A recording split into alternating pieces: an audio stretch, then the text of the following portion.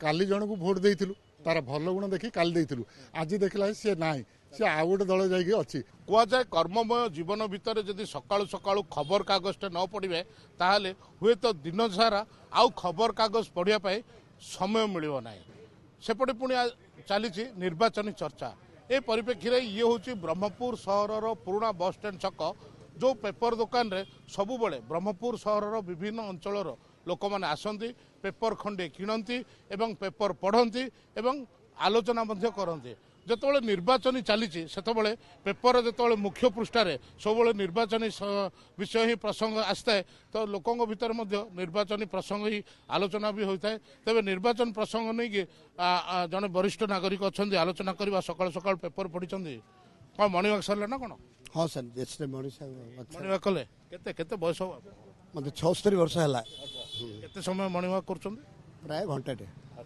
एबे भी फिटफाट अच्छा पूरा निहाती भाव 76 वर्ष है सका मॉर्निंग वॉक कर फिटफाट रही सहित घर को फेरला बेले पेपर खंडे पढ़ुं बोधे ना कि कौन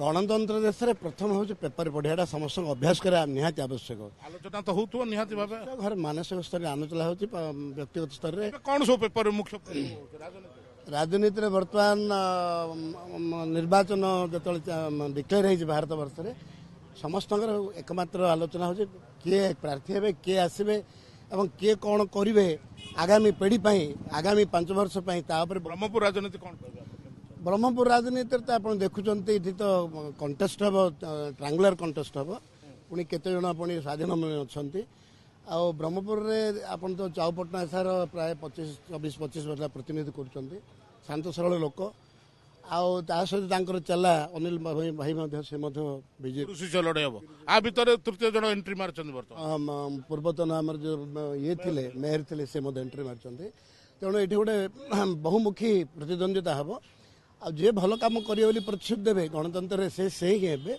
आम आशा करूँ आगामी दिन में ब्रह्मपुर सहर सब प्रकार समस्या जदि कहवा कौन कह आज्ञा आप तो प्रतिदिन सका आपन को देखा जाए ये तो बर्तमान जो भाई भाव राजनीति चर्चा चली तो आसला तो निहाती भाव हो तो राजनीति चर्चा राजनीति चर्चा हो आम सन्देह आम सन्देह कहीं काली जन को भोट देइथिलु तार भल गुण देखि काली देइथिलु आज देखला से नाही से आ गोटे दल जाइए अच्छी दल ये गोटे प्रश्न उठो दल को देखुं ना प्रार्थी को ना ना प्रार्थी की देखु से प्रार्थीर कौन गुण परिवर्तन है जे सी सियाड़े पड़ेला ताकू आम भोट देवु कौन परिवर्तन है सी इे गला कौन भोट दू ए सन्देह आमर सब हाँ बर्तमान चलित जो निर्वाचन अच्छे गंजाम जिला कथा जब कहवा जमती ये गोटे बीजेडी गढ़ पूर्व कांग्रेस गढ़ था बर्तमान बीजेडी गढ़ अच्छी एटी केमती रहा 2024 निर्वाचन टक्कर हम टक्कर निश्चय हम लोके भल लोक देखी देवे मोर मत हूँ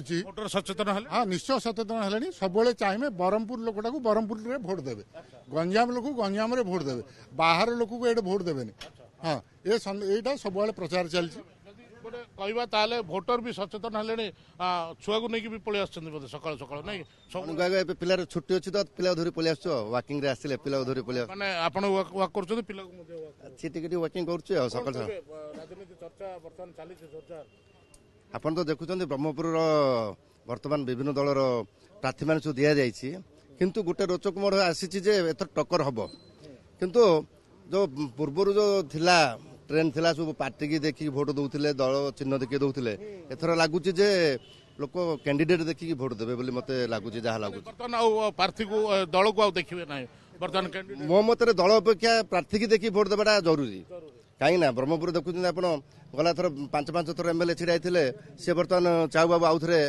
एथर आउ थे छिड़ा गला थर जी एमएलए थे सी 5 वर्ष कम कले आउ गोपालपुर चेंज करदे इे बीजेपी जी छिड़ा भोटर ये गोटे असुविधा पड़ुछ भोटर मान तो असुविधा रे टे द्वंद्व रोचे कहीं प्रार्थी संख्या बढ़ीगला ब्रह्मपुर में 3 प्रमुख दलर प्रार्थी सांगे स्वाधीन प्रार्थी मैंने मैदान को पलि आसिले बर्तमान अच्छा जदि सहर कथा कहवा सहर समस्या कथा जदि कहवा जी आम ब्रह्मपुर सहर से महानगर निगम नाई नाई से डेभलप होनी से विकास होनी किसी आखि दृश्य काम होनी सहर जमी थी सेमती गोटे इंचे भी बढ़नी ସେଇ ମହାନଗରଟା ମ୍ୟୁନିସିପାଲିଟି ଯେମିତି ଥିଲା ସେଇଟାକୁ ହିଁ ମହାନଗର ନିଗମ କରାଯାଇଛି। ସହରତଳି ଅଞ୍ଚଳ କିଛି ବିକାଶ ପାଇଁ କୌଣସି ଯୋଜନା କିଛି ହେଇନି। ଆପଣ ନିଜେ ଦେଖନ୍ତୁ କୋଉଠି କିଛି ମାନେ ଆଖି ଦୃଶିଆ ବିକାଶ ହେଇନି। ଆଉ ଯୋଉ ବର୍ତ୍ତମାନର ଯୋଉ ତ ଶାସକ ଦଳ କହୁଛନ୍ତି ବହୁତ ବିକାଶ ହେଇଛି ସହରରେ ବୋଲି। କହିବେ ନିଶ୍ଚୟ, ଶାସକ ଦଳ ତ କହିବେ ବିକାଶ ହେଇଛି ବୋଲି, କିନ୍ତୁ ପାର୍କ ହେଇଛି, ରାମଲିଙ୍ଗେଶ୍ୱର ଟ୍ୟାଙ୍କ ରୋଡ ହେଇଛି, ତ ଆହୁରି ବିଭିନ୍ନ ପାର୍କ ହେଇଛି, ରକ୍ ଗାର୍ଡେନ ହେଇଛି। ବିକାଶ କି ଆପଣ ଯଦି କହୁ ସେଇଟା ବିକାଶ କି? ବିକାଶ ଆଉ କଣ? ଆମର ଏଇଠି ଶିଳ୍ପ ହଉଛି ମଦ ହଉଛି ଆମର ଏଇଠି ଶିଳ୍ପ, ପାଦେ ପାଦେ ମଦ ହଉଛି ବ୍ରହ୍ମପୁରରେ।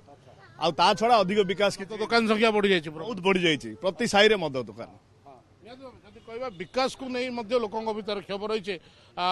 ଯେଉଁଭଳି ଭାବେ ଚର୍ଚ୍ଚା ହେଉଛି, ରାଜନୀତି ଚର୍ଚ୍ଚା, ରୋଚକମୋଡ଼ ହବ ଏଥର ବ୍ରହ୍ମପୁର। ନିଶ୍ଚିତ ବ୍ରହ୍ମପୁର ହେଉଛି ଗଞ୍ଜାମ ଜିଲ୍ଲାର ଗୋଟେ ହବ୍ ପଏଣ୍ଟ। ଏଇଠି ନିଶ୍ଚିତ ରୋଚକମୋଡ଼ ହବ, ରୋଚକମୋଡ଼ ବି ନେବ। ଆଉ ଦୀର୍ଘ ବର୍ଷ ହେଲା ଆମେ ଦେଖି ଆସୁଛୁ ବ୍ରହ୍ମପୁରର ଯାହା ଥିଲା ବର୍ତ୍ତମାନ ବି ସେୟା ଅଛି, କିଛି ବି ପରିବର୍ତ୍ତନ ହେଇନି। ଆଉ ଏଇଥର ତ ନିଶ୍ଚିତ ରୂପେ ଲୋକମାନେ ସେଣ୍ଟରକୁ ଆଉ ଷ୍ଟେଟକୁ ଦେଖି ହିଁ ଭୋଟ ଦେବେ, ଦେଖି ଗୋଟେ ଭୋଟ ଦେବେ। ଯଦି କହିବା ତାହେଲେ ଯେଉଁଭଳି ଭାବେ ଆପଣ ତ ସବୁବେଳେ ସକାଳେ ଆସୁଛନ୍ତି, ରାଜନୀତି ଚର୍ଚ୍ଚା ବି ହେଉଛି, କ'ଣ କହିବେ ବର୍ତ୍ତମାନ ସ୍ଥିତି କେମିତି ରହିଛି ଲୋକମାନଙ୍କର ଭିତରେ? ଗୋଟେ କେମିତି ରହିଛି ଯେ ପ୍ରାର୍ଥୀ ଦେଖିବେ ନା ଦଳ ଦେଖିବେ? ନାଇଁ, ପ୍ରଥମ କଥା ହେଉଛି ଦେଖନ୍ତୁ, ଆମର ଯେଉଁ 13ଟି ବିଧାନସଭା ନିର୍ବାଚନ ମଣ୍ଡଳୀ ଏବଂ 2ଟା ଲୋକସଭା ନିର୍ବାଚନ ମଣ୍ଡଳୀ ଅଛି ଗଞ୍ଜାମ ଜିଲ୍ଲାରେ। ପ୍ରଥମ ପର୍ଯ୍ୟାୟରେ ବ୍ରହ୍ମପୁର ହେଉଛି, ଦ୍ୱିତୀୟ ପର୍ଯ୍ୟାୟରେ ଆସ୍କା ହେଉଛି। ତ ନିର୍ବାଚନ ଆରମ୍ଭରୁ ହିଁ ସମସ୍ତ ରାଜନୈତିକ ଦଳ ଚାହୁଁଛନ୍ତି ନିଜ ସପକ୍ଷରେ ଗୋଟେ ହାୱା ସୃଷ୍ଟି କରିବା ପାଇଁ। ବ୍ରହ୍ମପୁର ସଂସଦୀୟ କ୍ଷେତ୍ରର ପ୍ରଚାର ଯେମିତି ହେବ, ଭୋଟିଂ ପ୍ୟାଟର୍ନ ଯାହା ହେବ, ତାହାର ପ୍ରଭାବ ଆସ୍କା ଉପରେ ବି ପଡ଼ିବ, ଅର୍ଥାତ୍ ଦ୍ୱିତୀୟ ପର୍ଯ୍ୟାୟ ଉପରେ ପଡ଼ିବ।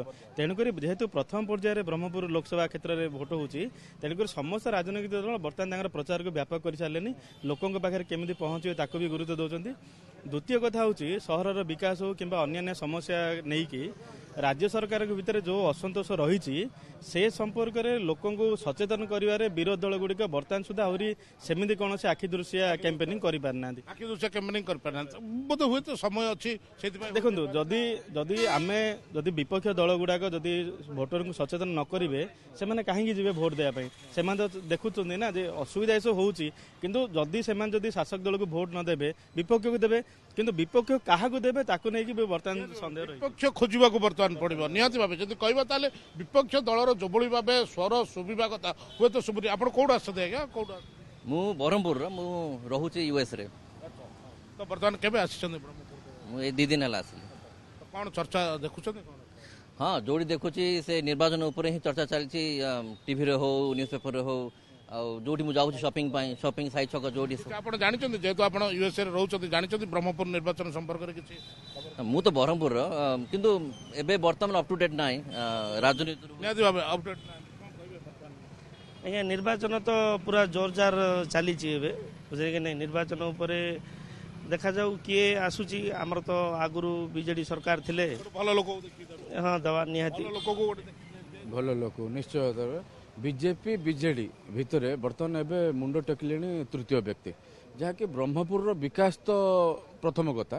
ବର୍ତ୍ତମାନ ଏବେ ଚ୍ୟାଲେଞ୍ଜ ସୃଷ୍ଟି କରିଛି ଯିଏକି ଯୁବପିଢ଼ିକୁ, ଯିଏକି ରୋଜଗାର ଦେଇପାରିବେ ଆଉ ଇଣ୍ଡଷ୍ଟ୍ରିଆଲ ମଧ୍ୟ କିଛି କରିପାରିବେ, ଯାହାକୁ ଆମର ରୋଜଗାର। ଯଦି କହିବା ତାହେଲେ ନିହାତି ଭାବେ ବିଭିନ୍ନ ମତ ଆସୁଛି। ତ ବିରୋଧୀ ଦଳ କିଏ ବିରୋଧୀ ଦଳର ନେତୃତ୍ୱ ନେବ, ବିରୋଧୀ ଦଳ କାହାକୁ ଲୋକ ବାଛିବେ, ସେପଟେ ବେରୋଜଗାରୀଙ୍କ ପାଇଁ ମଧ୍ୟ ଚିନ୍ତା ଆସିଛି।